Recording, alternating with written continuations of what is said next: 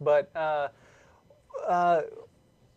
I think one of the things I learned a while back while doing this show and getting this one creationist who would call in practically every week is that it's really, really important, exactly what Jen said, not to let them jump around to different topics, because what will happen is they don't have science on their side.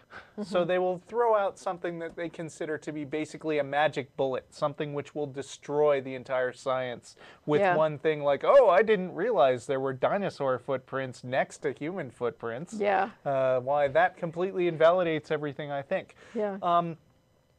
It's not necessarily important that you always know exactly, you know, everything you need to know at the moment you're arguing with them, because you'll get another chance in the future and you'll get more practice. But basically what you want to do is single out one claim, make sure you understand what they're saying very well, nail that claim, and then when they try to change the subject, which they will, say, before we move on, can you acknowledge that you were wrong about that one?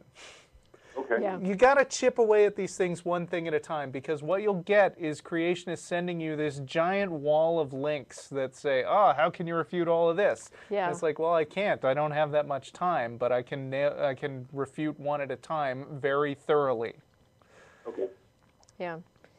I mean, we got an email the other day from a creationist who, I think he said he was about 16 years old or something like that, and he says, I have proof that, you know, God is real, and he created the universe, and he links to a YouTube clip. So I don't spend any time refuting YouTube clips, and I don't watch them. But I went to that one just out of curiosity as to which one it is, because we actually get so many of these, we pretty much know which ones they're talking about. And it was actually 59 minutes. If this kid thinks I'm going to spend an hour of my time watching Lee Strobel, of all people, with his nonsense, you know, he's crazy. But that's what it was. It was the Lee Strobel thing. It's like, Lee Strobel is one of the weakest apologists out there. And he's a liar. He can, well, I shouldn't say he's a liar. I find suspect his claims that he used to be an atheist, okay? But anyway, he completely misrepresents science. And so, you know, if you read some of Strobel's work and you go, infidels.org has a library, and there's a whole bunch of information, including some information about Strobel and some of the other apologists. You spend a little time on infidels.org in the library, you'll pick up a lot of things in there. For one thing, the arguments they use frequently, and you know, some of the things that you can do to answer those. I think you would be remiss if you didn't use this opportunity to also mention Iron Chariots. IronChariots.org, yes. Counter-apologetics wiki. Anytime you come in across an argument that you've never heard before, that's a good first place to go to look up what the basic refutations might be. And of course, if you're talking about creationists, you know, the place to find a lot of their arguments and the answers to them is Talk Origins. So talkorigins.org is a fabulous resource. All right. Thank you. I've heard of it. Okay. Very much. All right. Thank you for your time. Sure. All right. Thanks Thanks a lot for calling. No problem. And it's true, we don't, you know, that we say a lot that, and a lot of black atheists will say, I don't know many other black atheists. But, you know, in the last few months, we've been hearing from a lot of them, and that's, and just being an out black atheist is a step in getting it, you know, getting it to be basically accepted culturally. Yeah. So, you know, keep it up. Definitely. Okay, I think we've got some more calls here. All right, Paul's been on for a while. All right. Paul in Fairfax, Virginia. Hi. I wanted to go back to what you were talking about 2 callers ago about like basically kind of like the identity of atheists or whatever. Okay. Okay. And when somebody asks me, are you an atheist, I will reply yes. But I don't really like to use the term atheist when somebody asks me what I am, simply because I don't feel like just that term alone really kind of, it's only describes one issue, like whether or not God exists, and I think that there's a lot more to it than that, because, I mean, with a lot of religions, it's more than just being theistic or not. It's about, you know, like what you actually are believing and stuff like that. So when somebody asks me what I believe or what are my inclinations or whatever, I tend to tell them that I'm an atheistic, agnostic, secular humanist. Okay. That's a mouthful. Yeah. I mean, I know it's like a little long, but I like to say that I'm atheistic and agnostic because I think a lot of people think that those two are mutually exclusive, Right. which I don't believe that they are. Yeah, I think we've got at least a couple of emails in the queue right now from people that think that they're mutually exclusive.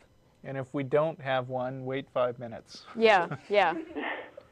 Yeah, it's something that's like, I'm atheistic because I don't believe in people's claims of God, but I'm agnostic because I don't necessarily know for sure whether or not God Right. exists, and in that respect, I'm agnostic. However, I really, like, for a while, I was actually kind of like, when I just called myself an atheist or an agnostic or whatever, I was really having trouble, like, with this because I couldn't, really tie morality or anything to atheism, because atheism, again, like I said, is simply a viewpoint on the existence of God, and it's just like you wouldn't call, like, if my friend believes in Catholicism, I'm going to call him a Catholic. I'm not going to call him a flying spaghetti monster rejectionist, even Right. though that claim is 100% accurate. Yeah. So that's why I really like secular humanism, because it's something that it really helps describe better, like, beliefs and stuff like that. Yeah. Okay, well, I mean, it's your call. I mean, Yeah. like I said earlier, it's not the labels that matter so much as the discussion that they generate. Yeah. This is true. But I think you've convinced me. From now on, I am going to be an atheist, agnostic, flying spaghetti monster rejectionist. Yeah. So, All right, have a nice one. All right. all right, Thank thanks. Bye. This is probably going to be, and if you want to get more detailed, I could list a bunch of other things I reject. you. Yeah. I bet this is going to manage to be the last call of the day, although you Probably. could still hang on if you're optimistic. But Yeah. it's a local call. Mike in Austin, are you there? Yeah. Hey, how you doing? Hey, we I got went about to- 10 minutes left. Okay. I was raised like an Episcopalian. I've always had faith, but then I've been watching this show in the last 5 years, and I started finding myself being kind of atheist curious, and I've realized that. Okay. And I kind of, was listening to everybody, because I'll listen to anybody's arguments, Have we But met then you I felt before? myself drifting back towards having faith Mike? in my own way. Mike, have we met you? I can't. Yeah. Yes, I've talked to you before. Yeah, You were really nice when my mother. You were really nice when my mother died. I said something about I can't believe that she just dies and goes to nowhere, and you were really nice, and you didn't just say dismiss me as a Christian or something. You said, well, Okay. you gave me some philosophy about celebrating what they were when they were alive, and Oh, Okay. good. I'm glad that was a good memory. Okay, go on. Okay. well, anyway, so I just let the natural, like I say, I listen to the argument, and then I let myself. I make my decision later on. I listen to both sides or all sides of an argument. And I just felt myself, like I said, I was atheist curious. I guess is the way you call it. Okay. And I just felt myself going back to the naturally having faith, and then that's just where I leave it. I don't expect anybody else to. That's just the way I live it. So I think that a lot of people, when they fear atheism, it's like people that fear any kind of whether it be a conspiracy theory or they have maybe looking at certain kinds of artwork, they're kind of off the wall, off the charts or something. You need to give everything a shot, and then later on you make your decision. And that's why I think a lot of people have a lot of fear. They don't, because I know, like atheists, you have your reasons. I've listened to all your arguments, and I felt myself say, well, that's right. It doesn't look like there's a God and all that kind of stuff, but I still feel it. And that's why I think that people would just say, look, you still feel it. God's not going to tap you on the forehead and double tap you in the head and say, hey, what are you doing listening to these atheists on their TV show, I mean, it's valid to sit and listen to you guys. And I mean, you have your reasons, I have my reasons, but at the end of the day, I still have faith, and that's fine. It's just who I am. That's just who you are. So